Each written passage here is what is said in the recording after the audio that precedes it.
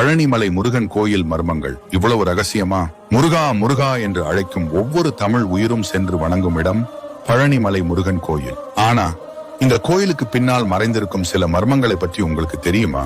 பழனிமலை முருகன் கோயில் தமிழ்நாட்டின் புகழ்பெற்ற 6 படை வீடுகளில் ஒன்றாகும். இக்கோயிலில் பல மர்மங்களும் அதிசயங்களும் உள்ளன. ஒன்று, நவபாஷான சிலை. உலகிலேயே அதிசயமான இந்த சிலை 9 வகையான மூலிகைகள் மற்றும் மருந்து பொருட்களால் போகர் எனும் சித்தரால் உருவாக்கப்பட்டது. இந்த சிலை அமிலங்களால் சிதைவடையாமல் பல நூற்றாண்டுகளாக இருப்பது விஞ்ஞானிகளையும் வியப்பில் ஆழ்த்துகிறது. 2, காவடி அதிசயம். பழனியில் காவடி எடுக்கும் பக்தர்கள் பல கிலோ எடையை சுமந்தாலும் அவர்களுக்கு அந்த பாரம் தெரிவதில்லை. இது வெறும் நம்பிக்கை மட்டுமல்ல, பல முறை உளவியல் ஆய்வுகளில் உறுதிப்படுத்தப்பட்டுள்ளது. 3, அபிஷேக நீரின் குணப்படுத்தும் சக்தி இங்கு செய்யப்படும்.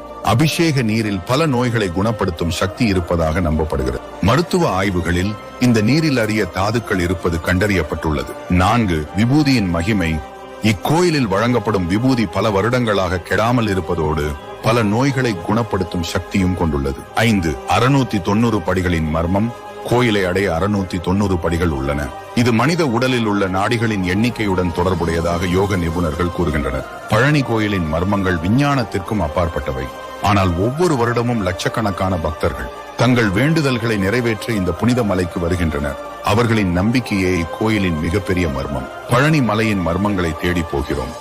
ஆனால் உண்மையான மர்மம் நம் உள்ளேயே இருக்கிறது.